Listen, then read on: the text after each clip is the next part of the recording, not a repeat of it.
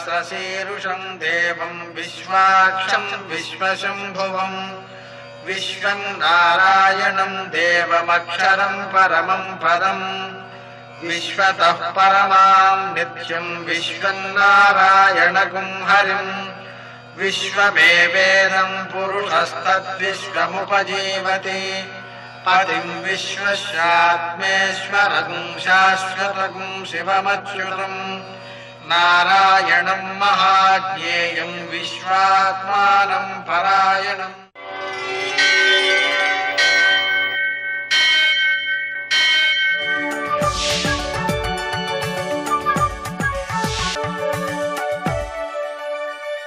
सूर्यशौर्यमथेन्दुरिन्द्रपदवी सन्मङ्गलं मङ्गलम्। मृत्युंजयाय रुद्राय नीलकंठाय शंभवे अमृतेशाय सर्वाय महादेवाय ते नमः। सर्वमंगलमांगल्ये शिवे सर्वार्थसाधिके शरण्ये त्र्यंबके देवी नारायणि नमोस्तुते। నేటి కాలమాన విశేషాలను గమనిద్దాం. స్వస్తి శ్రీ చాంద్రమాన జయనామ సంవత్సరం ఉత్తరాయణం శిశిర ఋతువు ఫాల్గుణ మాసం కృష్ణపక్షం సోమవారం. సూర్యోదయం 6:33 సూర్యాస్తమయం 6:20 తిథి తదియ ఉదయం 6:59 వరకు, నక్షత్రం చిత్త రాత్రి 8:04 వరకు, వర్జం రాత్రి 2:11 నుంచి 3:56 వరకు, దుర్ముహూర్తం మధ్యాహ్నం 12:50 నుంచి 1:37 వరకు, మరల దుర్ముహూర్తం మధ్యాహ్నం 3:12 నుంచి 3:59 వరకు, అమృతకాలం మధ్యాహ్నం 12:55 నుంచి 2:44 వరకు, రావుకాలం సోమవారం కాబట్టి ఉదయం 7:30 నుంచి 9 గంటల వరకు, అష్టకవర్గరీత్యా శుభప్రదమైన సమయం ఉదయం 7 గంటలకి. ఈరోజు విశేషాలలో ప్రదోషము సంకష్టహర చతుర్థి అనేటువంటివి 2 ఉన్నాయి. ప్రదోషం కాబట్టి విశేషించి సోమవారం నాడు వచ్చింది కాబట్టి సాయంకాలం వేళ సూర్యాస్తమయం నుంచి 1:12 సేపు ఆ శివుణ్ణి ఆరాధించుకోవడానికి, శివనామ స్మరణ చేయడానికి మంచిది. ఆ తర్వాత సంకష్టహర చతుర్థి ప్రయుక్తమైనటువంటి గణపతి పూజ ప్రారంభం చేసి ఆ గణపతిని 21 దూర్వాయుగ్మములతోనూ 21 మూలికలతోనూ ఆకులతో పత్రాలతో 21 పుష్పాలతోనూ పూజించి నివేదన చేయడానికి మాత్రం నువ్వుల చిమ్మిలి నివేదించాలి. ఆ నువ్వుల చిమ్మిలి తయారు చేసేటప్పుడు నీళ్లు వాడకూడదు. ఆ తర్వాత రాత్రి 9:17 చంద్రోదయం అవుతోంది కాబట్టి పూజానంతరం ఆ చంద్రుడిని దర్శనం చేసుకుని ఆయన కూడా పూజించాలి. ఈ విధంగా చేయడం ద్వారా మనం కష్టములను అధిగమించేటువంటి శక్తిని పొందుతాం. ప్రదోషంలో శివారాధన వలన ఆర్థికపరమైనటువంటి ఇబ్బందులు తొలగిపోతాయి, అప్పులు తీరిపోతాయి. శివుని యొక్క అనుగ్రహం వలన ఐశ్వర్యం ఈశ్వరాదిచ్చేత్ ఐశ్వర్యం సిద్ధిస్తుంది. నేటి ఆణిమిత్యాలు.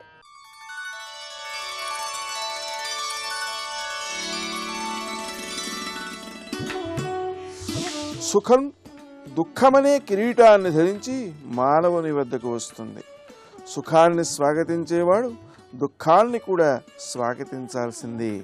కోరికలున్నంత వరకు నిజమైన సుఖం కలగదు.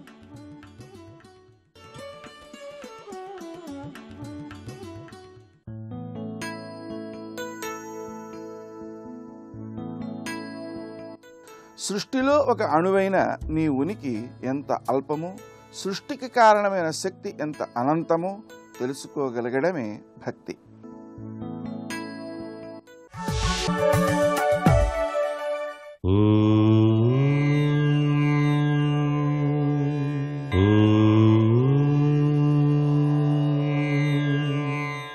ఓం నమో నారాయణాయ.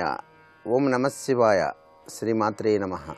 సంకటములను తొలగించేటువంటి విశిష్ట సంప్రదాయం స్థితిపతి నిధిపతి అయినటువంటి గణేశునికే ఉంది.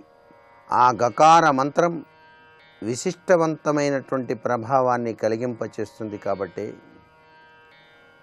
ఎవరైతే సంకష్టహర చతుర్థి నాడు గకార మంత్రంతో కూడిన గణేశుని ఆరాధన చేసి ఆ స్వామికి ప్రీతివంతమైనటువంటి గరిక పోచలతో పూజ చేసి ప్రీతివంతమైనటువంటి ఉండ్రాళ్ళు, అరటిపండ్లు, అటుకులు, వివిధ రకాలైనటువంటి ద్రవ్యాలను స్వామికి నైవేద్యంగా సమర్పించి ఆ రోజు వీలైతే ఉపవాసం ఉండి సాయం సంధ్యా సమయంలో పవిత్రవంతమైనటువంటి గణేష హోమాన్ని నిర్వహించి తెల్ల జిల్లేడు సమిధలతో, ఉండ్రాళ్లతో హోమద్రవ్యంలో చక్కటి ఆచరణీయయోగ్యమైనటువంటి ప్రభావాన్ని తూచా తప్పకుండా పాటిస్తారో వారికి ఆ సర్వకార్యములయందు కూడా ఎటువంటి విఘ్నములు కలగకుండా సర్వే సర్వత్రా విజయసిద్ధిని సాధించటానికి, సంకటములన్నీ కూడా తొలగించటానికి సంకటనాశక గణేశుడు సర్వే సర్వత్రా కూడాను సహకరిస్తాడు. భారతదేశంలో ఉన్నటువంటి పవిత్రవంతమైనటువంటి అష్టవినాయక దేవాలయాలలో నెలకొని ఉన్నటువంటి ఆ గణేశ తత్వాల్ని మనసులో తలుచుకొని స్వామికి హృదయపూర్వక నమస్కృతాంజలి గడిస్తూ ఓం గాం గీం గూం గైం గౌం గహ అనేటువంటి మంత్రరాజాన్ని అనుష్ఠానం చేస్తారో ఆ వ్యక్తి జీవితంలో విజయ పరంపరలు కొనసాగి తీరుతాయి అంటోంది మన భారతీయ సంస్కృతి సంప్రదాయం.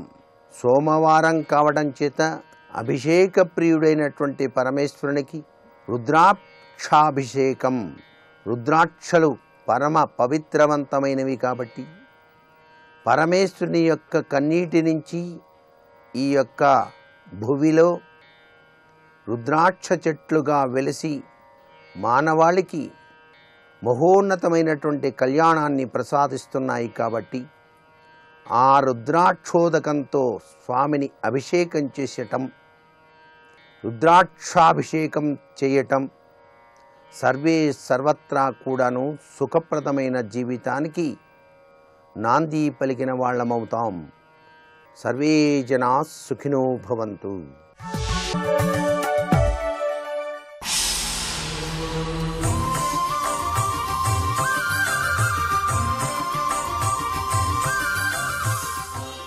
శతక సాహితీ సరస్వతికి నమస్కారం. జడతా పసుత కళంకిత కుటిలచరత్వం చ నాస్తి మయి దేవ అస్తి యది రాజమౌళే భవదాభరణస్య నాస్మి కిం పాత్రం. ఓ పరమేశ్వర, నాలో జడత పసుత కళంకిత కుటిల చరత్వం చ నాస్తి మయి దేవా, నా యందు కుటిలమైనటువంటి లక్షణం లేదయ్యా. నువ్వు ధరించినటువంటి ఆ పాములో ఉన్నది. అది వంకర టింకరలతో నడుస్తూ ఉంటుంది. నేను మాత్రం సూటిగా వెడతాను. నా జీవన విధానం సూటిగా ఉన్నది. నువ్వు ధరించినటువంటి ఆ సర్పం యొక్క జీవన విధానం, దాని యొక్క నడక వంకర టింకరగా వెడుతుంది. అయినా సరే దాన్ని నువ్వు ఆభరణంగా చేసుకున్నావు కదా, నన్నెందుకు చేసుకోవయ్యా? నేను సూటిగా వెళ్ళేటువంటి వాణ్ణి, నాలో ఆ దోషం లేదు. అలాగే కళంకిత, ఏ కళంకము లేనటువంటి వాణ్ణయ్యా నేను. నువ్వు ఆ కళంకం ఉన్న చంద్రుణ్ణి శిరస్సు పైన ధరించావు. కళంకం ఉన్నవాణ్ణి చేరదీయచ్చు, క్షమించచ్చు, ఏదో తన పరివారంలో ఏదో ఒక పక్కన ఉండేలా చేయొచ్చు. కానీ కళంకం ఉన్నవాణ్ణి తీసుకొని వచ్చి నెత్తిన పెట్టుకున్నావు నువ్వు. అటువంటి కళంకం నాకేం లేదయ్యా. నన్నెందుకు నువ్వు ఆదరించవు, నీ దగ్గరకు చేర్చుకోవు? పశుత, నేనేం పశుత్వంతో లేనయ్యా. ఏదో కాస్త జ్ఞానంతో ఉన్నవాణ్ణి, నీ పైన భక్తి కలిగిన వాణ్ణి. నన్నెందుకు నీ దగ్గరకు చేర్చుకోవు? ఆ వృషభం ఉన్నది, ఆ వృషభాన్ని నీ వాహనం చేసుకున్నావు, దాన్ని గౌరవించావు, ఆదరించావు.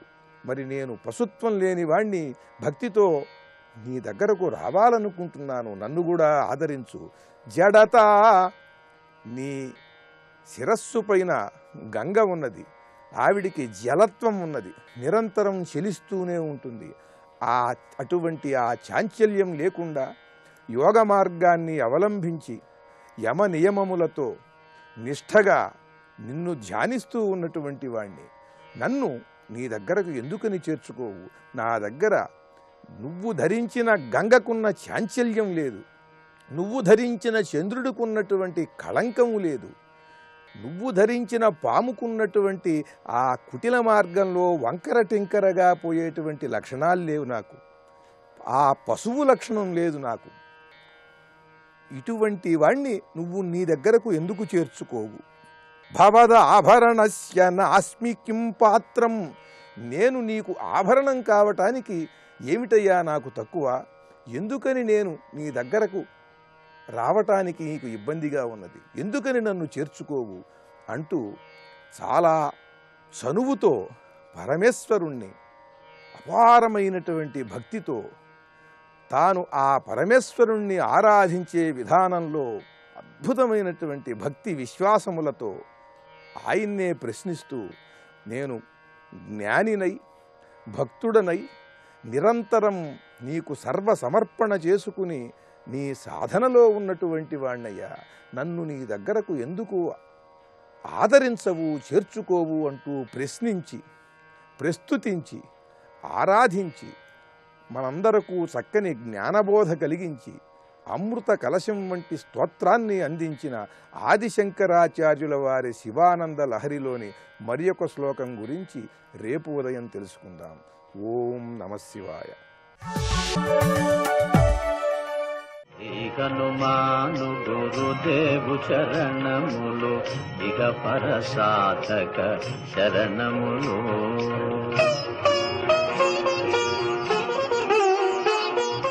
అతులిత బలధామం స్వర్ణశైలాభదేహం ధనుజవన కృశానుం జ్ఞానినామగ్రగణ్యం సకల గుణ నిధానం వానరాణామధీశం రఘుపతి ప్రియభక్తం వాతజాతం నమామి.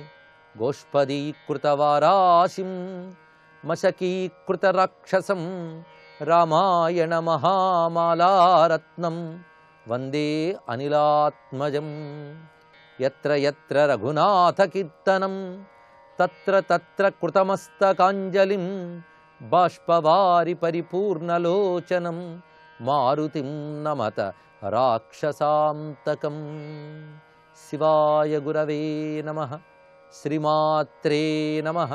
శ్రీ విష్ణురూపాయ నమః శివాయ. శ్రీరామ జయ రామ జయ జయ రామ. శ్రీ హనుమతే నమః.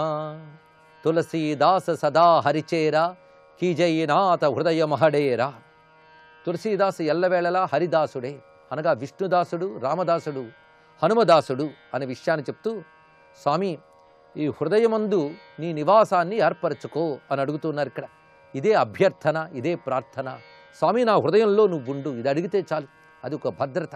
అయితే హృదయంలో ఉండు అనే దానికి అనేక రకాల అర్థాలని ఉపనిషత్తులు మొదలైన వాటి ఆధారంగా చెప్పుకుంటూ ఉన్నాం. పరమాత్మను హృదయంలో ఉంచడం అంటే అర్థం నిరంతరం స్ఫురణలో స్మరణలో ఉంచడం, ఇదొక భావం. రెండో భావం పరమాత్మ ఎల్లవేళ హృదయంలో ఉన్నాడు, ఉన్నవాడిని గుర్తించడం. ఉన్నవాడిని గుర్తించడానికి గుర్తించకపోవడానికి చాలా తేడా ఉన్నది. ఎవరికైనా సరే హృదయంలో ఉన్న పరమాత్మే వారిని నడిపిస్తాడు, ఇందులో సందేహం లేదు. ఎందుకంటే భ్రామయన్ సర్వభూతాని అంటుంది భగవద్గీత. అందుకే సర్వజీవుల్ని నడిపేవాడు పరమాత్మే. మరి భక్తుడికి తేడా ఎక్కడొస్తున్నదయ్యా అంటే, సర్వజీవుల్ని భగవంతుడు వారి కర్మ కొద్దీ నడిపిస్తాడు, భక్తుడిని మాత్రము తన ఇచ్ఛ కొద్దీ అనుగ్రహంతో నడిపిస్తాడు. ఇది రెండిటికి తేడా. ఎందుకంటే మిగిలిన వారు ఉన్నవాడిని గుర్తించలేదు కనుక ఆ ఉన్నవాడు వారి వారి కర్మలకు అనుగుణంగా వాళ్ళ సంస్కారాలకు అనుగుణంగా నడిపిస్తూ ఉంటాడు. అందుకే కర్మ కొద్దీ సుఖాలు దుఃఖాలు వచ్చి పడుతూ ఉంటాయి, వాటిని ఇస్తూ ఉంటాడు ఆ పరమాత్మ. అంతే, తాను ఇంకేం జోక్యం చేసుకోడు, కర్మ ఫలాన్ని ఇవ్వడం మాత్రమే. ఎవరైతే అనన్యగతికులై అంటే నీవే తప్ప ఇతప్పరం బెరుగా అనే భావంతోనూ, అలాగే నాలో నేను అనే తత్వానికి భగవతత్వానికి భేదము లేదనే భావనతోనూ, అనన్య శబ్దానికి ఇది అర్థం, రెండు అర్థాలు ఉన్నాయి. ఒకటి భగవంతుడు తప్ప ఇతరము లేదనే భావము, అదేవిధంగా నాలో నేను అనబడే తత్వము సాక్షాత్ భగవత్తత్వమే కానీ ఇతరము కాదు అనే భావం కూడా అనన్య భక్తి. అందుకు నాలో అహం రూపమైన ఆత్మ చైతన్యము సాక్షాత్ పరమేశ్వరుడైన స్ఫురణ కలిగితే అది అనన్య భక్తి. ఆ అనన్య భక్తి ఎవరికైతే ఉంటుందో వారి విషయంలో పరమాత్మ జోక్యం చేసుకుంటాడు. అందుకే శరణాగతుడై సర్వము పరమాత్మయైన స్పృహతో జీవిస్తూ ఎవడైతే ఉంటాడో వాడు హృదయంలో భగవంతుడు ఉన్నట్టు లెక్క. అంటే ఉన్నవాడిని గుర్తించాడు, ఆయన ఉన్నాడని స్ఫురణతో బ్రతుకుతున్నాడు. ఎప్పుడైతే ఆయన ఉన్నాడని మనం గుర్తించామో వెంటనే ఆయన చేస్తున్నది ఏమిటయ్యా అంటే మన కర్మకు మనల్ని వదిలేయడు. కర్మఫలం ఇస్తున్నట్టు కనబడుతున్నా తన పట్టు తన దగ్గర ఉంటుంది, మనల్ని అనుగ్రహిస్తాడు, దయ చూపిస్తాడు. అందుకే శరణాగతులైన భక్తుల హృదయంలో వారు ఉపాసించే దైవం ఎల్లవేళలా ఉంటాడు. అది దీనిలో తెలుసుకోవాల్సింది. అందుకు హృద్దేశే అనే శబ్దమే ఇక్కడ హృదయ మహడేరా అని చెప్తున్నారు. కేనాపి దేవేన హృది స్థితేన యథా నియుక్తోస్మి తథా కరోమి అని స్తోత్ర సాహిత్యంలో కనబడుతున్న ఒక అద్భుతమైన వాక్యం. లోపల ఉన్న కేనాపి దేవేన, ఆ దేవుడు ఎలాంటివాడు అంటే ఇలాంటివాడని నిర్ణయించలేంట. లోపలున్న పరమాత్మ ఎవడు? హనుమంతుడా, శివుడా, విష్ణువా, నువ్వే పేరు పెట్టుకో, ఎవడో ఒకడు. కేనాపి దేవేన అనిర్వచనీయమైన పరమాత్మ. ఆ పరమాత్మ యొక్క తత్వాన్ని విష్ణువుగా, శివునిగా, హనుమంతునిగా శాస్త్రసమ్మతంగా భావించాలి. అంతేగాని లోపలున్న పరమాత్మని ఏదో రూపంతో ధ్యానిస్తే సరిపోదండి. శాస్త్రసమ్మతమైన రూపం. ఎందుకంటే ఆ పరమాత్మ ధరించిన దివ్య రూపములు శాస్త్రం వర్ణించింది, ఆ రూపాన్నే ధ్యానించాలి. కనుకనే ఆ పరమాత్మ ఇదమిత్తమని ఏ రూపాన్ని చెప్పలేం గనక కేనాపి దేవేనా అన్నారు ఇక్కడ. ఇది సరిగ్గా ఉపనిషత్తుల్లో చెప్పినట్లుగా ఏకో దేవ సర్వభూతేషు గూఢ అనే మాట ఉన్నది. సర్వభూతముల యందు గూఢ రహస్యముగా, అది హృదయం అంటే. అది రహస్యముగా ఉన్న ఏకహ దేవ, ఒకే దేవుడు. అందరి హృదయాల్లో ఒకే దేవుడు ఉన్నట్ట. ఆ ఏకదైవాన్ని ఈశ్వరుడు పరమాత్మ అని అంటున్నాం. పైగా దేవ అంటే స్వయం ప్రకాశక అని అర్థం. ఆయన ఒక్కడే స్వయం ప్రకాశకుడు. ఆయన వల్ల ప్రకాశిస్తున్న దేహములన్నీ కూడా పరప్రకాశములే, వీటికి స్వయం ప్రకాశం లేదు. అందుకే మనలో ఉన్న దేహ, మన, ప్రాణ, ఇంద్రియ, బుద్ధులన్నింటినీ కూడా ప్రేరణ కలిగించి ప్రకాశింపజేసేటువంటి ఒకానొక ఈశ్వర తేజము నా హృదయంలో ఉన్నది. అది ఎలా నడిపితే అలా నడుస్తాను అని రోజు అనుకోవాలట. అందుకే యథా నియుక్తోస్మి తథా కరోమి. హృదయంలో ఉన్నటువంటి దైవము ఎలా నన్ను ఉంచుతాడో, ఎలా నడుపుతాడో అలా నడుస్తాను అని ఎప్పుడైతే అనుకున్నామో మన యొక్క స్వతంత్రతాభావం పోతుంది. అంటే నేనే చేస్తున్నాను అనే విర్రవీగే నిర్వాక లక్షణం పోతుందిట. అది పోవడానికి హరిదాస అన్నారు. దాస అంటేనే స్వతంత్రతాభావం లేకుండా ఈశ్వర పరతంత్రత అని ఏర్పడాలి. ఈశ్వర పరతంత్రత ఏర్పడితే హృదయంలో ఈశ్వరుడు నివసిస్తాడు. అందుకు తులసీదాస్ తెలివిగా అడిగింది ఏమిటయ్యా అంటే నా హృదయంలో ఉండు. చౌపాయిలో ఇది ఆఖరు, కానీ చిట్ట చివరికి మంగళహారతి అనే దోహా ఉంటుంది. ఆ దోహాతోనే మనం పూర్తి చేయాలి. ఇది మంగళహారతి కింద అందరూ వాడతారు, కానీ దీని మంగళహారతి అని తులసీదాస్ అనలేదు. ఇది ముక్తాయింపు అనాలి, ముగింపు వాక్యం అనాలి. మనం పూర్తి చేసాం కనుక మంగళహారతి వాడతాం. పైగా మంగళ అనే శబ్దం ఉంది కనుక మంగళహారతికి వాడతాం. కానీ ఇది కూడా మొత్తం చాలీసాక ముక్తాయింపు, ముగింపు వాక్యము, స్వస్తి వాక్యము అని భావించవచ్చు. పవన తనయ సంకటహరణ మంగళమూరతి రూప రామ లషణ సీతా సహిత హృదయ బసగ సురభూప. ఇది చిట్ట చివరి దోహ. ఇందులో చెప్తున్న విశేషం ఏమిటి అంటే హనుమత్ తత్వం అంతా ఇందులో చూపించారు. ఇందులో కూడా హృదయ బసహు అని అడిగాడు. మళ్ళీ చివరికి నొక్కి చెప్పడం. ఇది ఒక మాటని 2 మార్లు చెప్పేటప్పుడు నొక్కి చెప్పుట అంటారు. దీన్ని బట్టి ఇది నా ప్రగాఢ వాంఛ అని ప్రకటించడం కనిపిస్తుంది ఇక్కడ. హృదయ బసగు, నా హృదయంలో ఉండు అంతే. బసగు దీని నుంచే వసించు అనే సంస్కృత శబ్ద మూలాన్ని తీయవచ్చు. అందుకే నా హృదయంలో వసించు అన్నారు ఇక్కడ. ఇక్కడ హనుమంతుడికి అనేక లక్షణాలు ఉన్నాయి. పవనతనయ సంకటహరణ మంగళమూరత రూప సురభూప, 4 లక్షణాలు. వాయుపుత్రుడవు, సంకటములు పోగొట్టువాడవు. ముఖ్యంగా ఇది సంకటమోచన హనుమస్తుతి అని భావించవచ్చు. హనుమాన్ చాలీసాని సంకటమోచన ఆంజనేయ స్వామి వారిపైనే కదా రచన అంతా చేశారు ఇక్కడ తులసీదాసు. పైగా తాను ప్రతిష్ఠించిన హనుమకు సంకటమోచనుడనే పేరు పెట్టాడు ఆయన. అన్ని కష్టముల నుంచి బయట పెట్టేవాడు హనుమంతుడు. ఆ మాట చాలు. అందుకే సంకటమోచన హనుమస్తుతి వేరే రాశాడు. హనుమాన్ బాహుకు కూడా ఇదే భావంతో ఉంటుంది ఇక్కడ. అందుకే సంకటహరణ, ఓ వాయుపుత్ర, ఓ సంకటనాశక, మంగళమూరతి రూప, ఇది ఒక అద్భుతమైన భావం ఇక్కడ. మంగళములు ఒక రూపు కడితే నీ స్వరూపమయ్యా అన్నారు ఇక్కడ. అంటే హనుమత్ స్వరూపము సాక్షాత్ మంగళము. దీపమంతా వెలుగైనట్లు హనుమంతుడంతా మంగళమే. అందుకు ఆయన నుంచి వచ్చేవంతా మంగళములు మనకు లభిస్తున్నాయి. అందుకు మంగళమూరత హనుమంతుడు అన్నారు ఇక్కడ. ఇందులో మరొక విశేషం ఏంటంటే హనుమంతుడు శనివారం పుట్టినప్పటికీ కూడా మంగళవారం కూడా పూజ చేస్తాం ఆయనకి.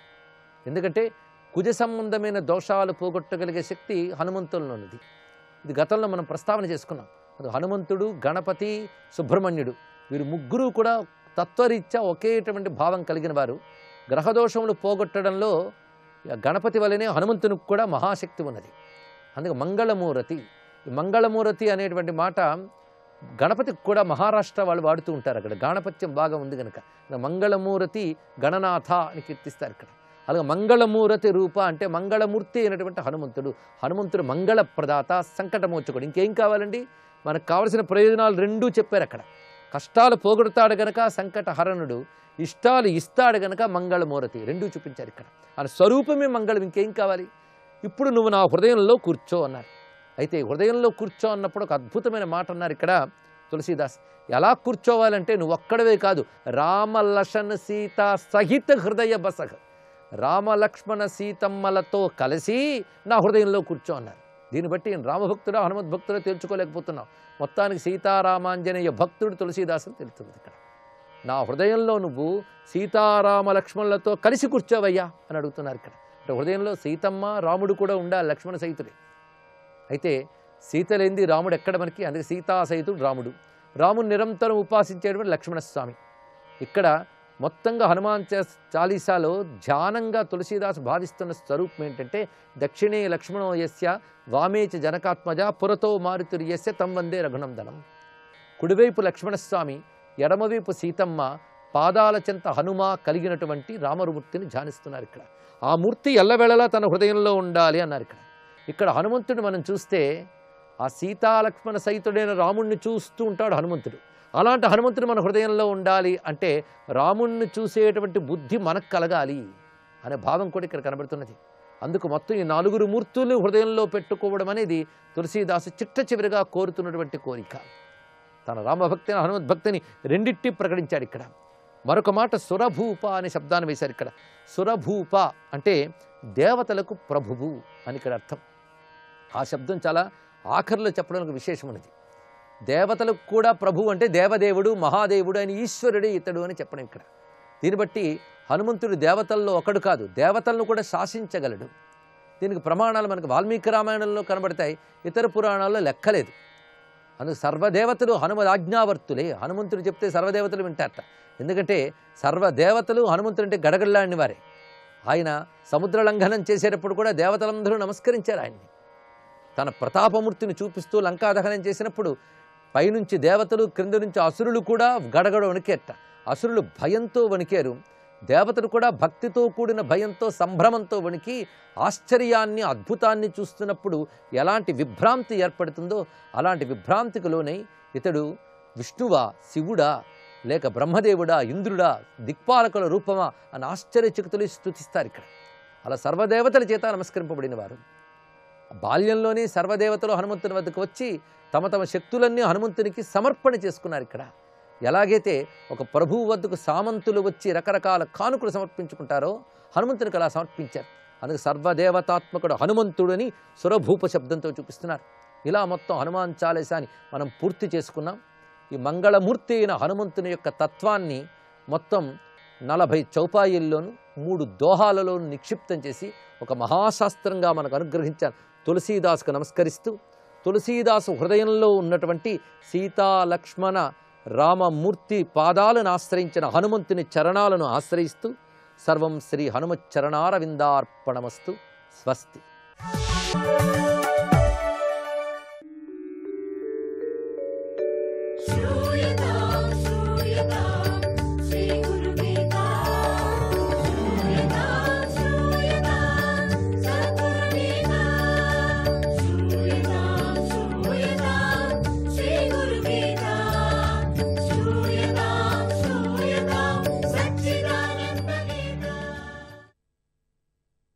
జయ గురుదత్త. ఎప్పుడు బ్రహ్మదేవుడు ఒక్క పనిని చూశాడు. ఆ శ్రీకృష్ణుడి దగ్గరికి వచ్చి చూస్తే గోదూడలు, గోపాలకులు, గోవులు ఆ ఉండినటువంటి స్థలంలో, ఆ స్థానంలో పూర్తిగా శ్రీకృష్ణుడు, ఎన్నో శ్రీకృష్ణుడు కనపడ్డారు. అన్నీ ఆయనే. బ్రహ్మదేవుడు ఆ రూపాలనంతా చూసి శ్రీకృష్ణుడే పరబ్రహ్మ జగద్గురు అని గ్రహించాడు. కృష్ణుడు తన మాయను ఉపసంహరించి గోపబాలకులు అయ్యాడు. ఎప్పుడో గోపబాలకుడు అయ్యాడో బ్రహ్మదేవుడికి నిజమైనటువంటి దర్శనం దొరికింది. బ్రహ్మదేవుడు భూమిపైకి వచ్చి బాలకృష్ణుని చుట్టూ 3 సార్లు ప్రదక్షిణం చేసి ప్రార్థించి కృష్ణుని అనుమతిని కోరి తన లోకానికి వెళ్ళాడు. ఆ విధంగా మహావాక్యాలను తెలిసినవాడు, వేదస్వరూపుడు, జగత్పిత, సృష్టికర్త, గురువు అయిన బ్రహ్మదేవుడు శ్రీకృష్ణుడే పరబ్రహ్మని లోకానికి తెలిపాడు. గురువు శిష్యుడిని ఉద్ధరించటానికి అనేక కష్ట నష్టాలను అనుభవిస్తున్నాడు. అవమానాలు పాలవుతాడు కదా. ఆ గురువు రూపంగా ఉండేటువంటి కృష్ణుడు ఎట్లా కష్టపడ్డాడు. తగిన సాధనలతో అతన్ని పునీతుడిని చేసి పరబ్రహ్మను దర్శింపజేస్తాడు. లోకానికి సద్గురువు వల్ల అంత ఉపయోగం కలుగుతుందని ఈ శ్లోకం ద్వారా శివగురువు బోధించినటువంటి ఉపదేశాన్ని మనం గ్రహించాలి. దేహే జీవత్వమాపన్నం చైతన్యం నిష్కళం పరం త్వం పదం దర్శితం యేన తస్మై శ్రీ గురవే నమః.